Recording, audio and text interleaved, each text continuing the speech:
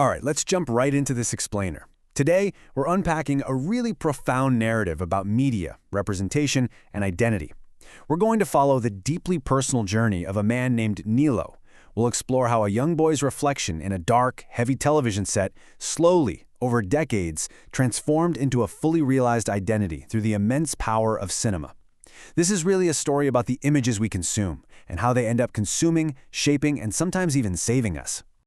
Picture this. An older Nilo, approaching 50, looking into the dark screen of a turned-off TV in his living room. He sees his gray hair, his tired eyes, the lines on his face mapping out literal years of silence. But in his hands, he's holding this old, unlabeled VHS tape. Now, this tape symbolizes a remote night from his past and a silent childhood that was just waiting to be understood. You know, back then, images had physical weight. They had volume, static. They arrived through bulky antennas and local rental stores, and they settled deep, deep into his memory. Here's the roadmap for our explainer today. We'll be moving through 6 chapters. The silence of childhood, the closet as architecture, images of pain and shadows, the crevice of desire, the mountain and authorship, and finally, the screen learned my name.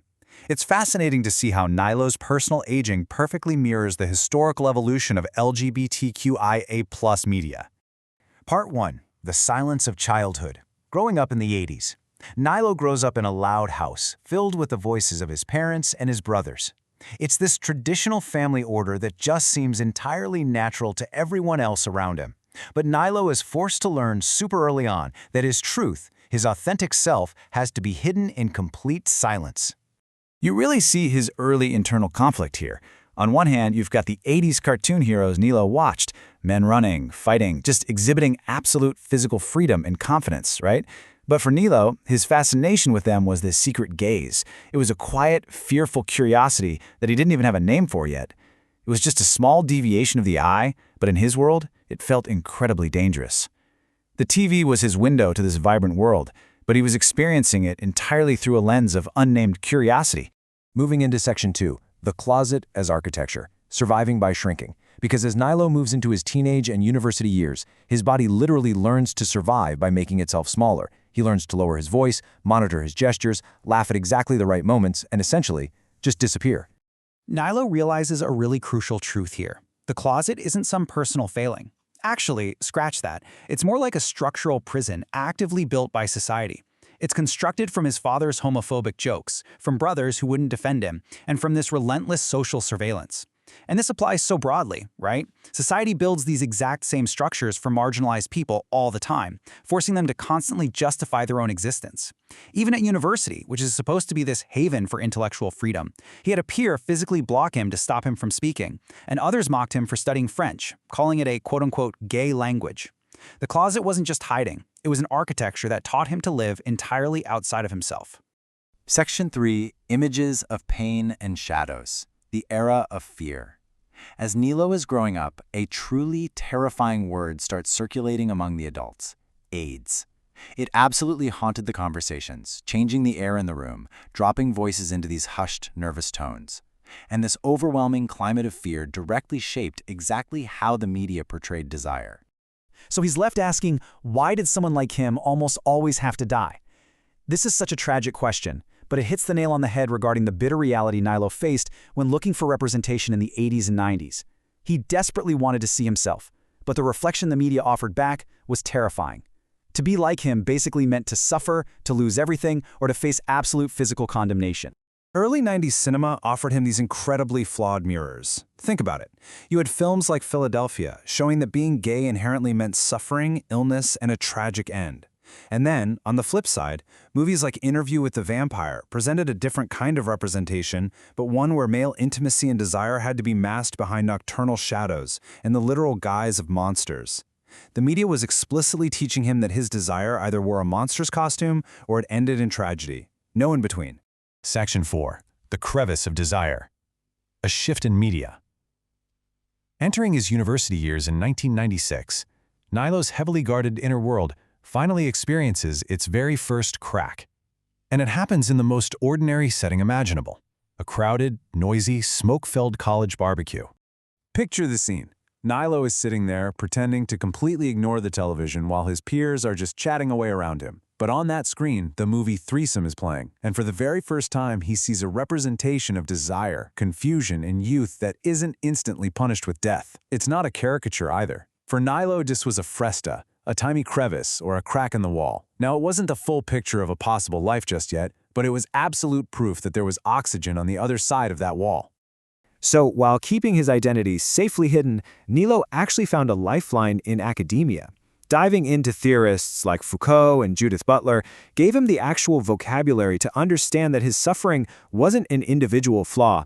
It was part of a systemic pedagogy of bodies, societal rules dictating who is authorized to exist and who is forced to justify their presence.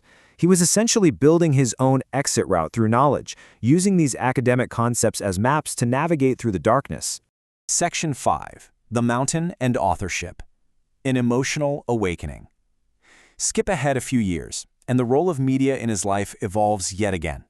Cinema transitions from just providing academic survival maps to sparking a profound, undeniable emotional awakening.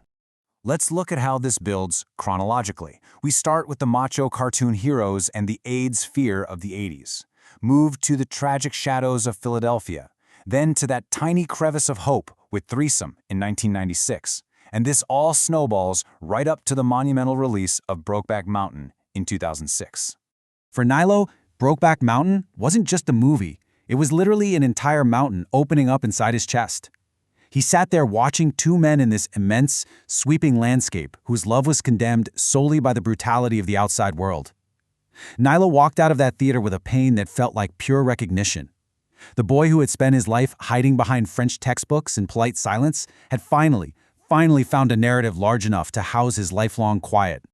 And this awakening, it pushed Nilo right into action. By creating a YouTube tribute video, he took his first real steps toward authorship, splicing images, picking the music, lingering on the glances between characters. He was effectively editing his own identity. He was using the tools of media to organize his own desire into a cohesive narrative, doing on a computer screen what he just wasn't quite ready to do in real life yet. Finally, Section 6. The Screen Learned My Name. The Modern Era. Fast forward to today, Nilo's now an educator. He teaches diversity, actively transforming his old wounds into powerful academic thought. And as he watches, the world and the screens that reflect it finally begin to soften. The contrast is absolutely stark. While past representation was chained strictly to pain, illness, and punishment, modern shows offer something entirely different. It's a real game changer. Shows like Sense8 offer a utopia of connection. Moonlight portrays black masculinity and vulnerability with this delicate, bruised blue beauty. In Heartstopper, it shows adolescents discovering themselves with tenderness, friendship, and pure joy, without being immediately reduced to tragedy. Nilo feels this bittersweet joy seeing today's youth experience the on-screen tenderness that he was completely denied. For him, it acts as a form of late but beautiful reparation. Now, approaching 50 years old, Nilo looks at his own reflection in that turned-off TV in his living room. He realizes his life was made of interrupted scenes and unspeakable dialogue for so long, but he is no longer a clandestine spectator in his own life. He doesn't need to apologize for his presence anymore, and it really makes you realize just how much the media we consume dictates the physical space we allow ourselves to take up in the real world. Through decades of silent searching, from those unlabeled VHS tapes all the way to global streaming shows, he realized he was always just looking for an image that would look back and recognize him. The screen learned slowly, right? Through errors, through clumsy metaphors, and through tragedy. But ultimately, quote, the screen finally learned his name. So as we wrap up this explainer, it leaves us with a pretty profound question to ask ourselves. When you look back at the media you've consumed throughout your own life, which images have secretly authored your identity?